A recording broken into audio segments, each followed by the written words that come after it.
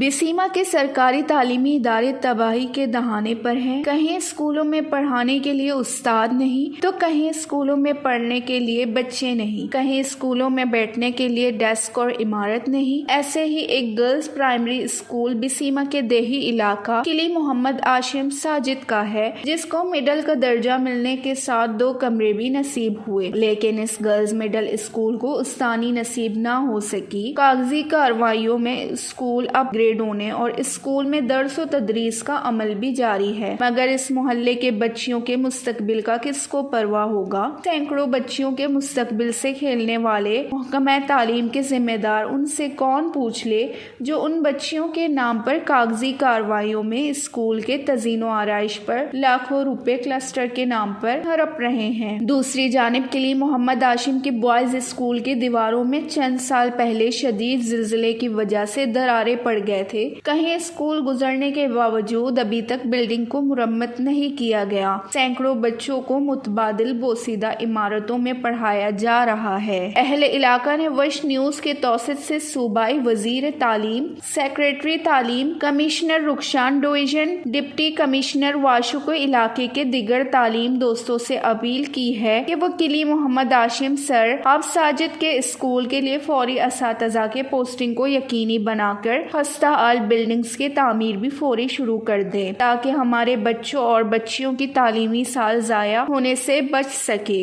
وش news, بسیما۔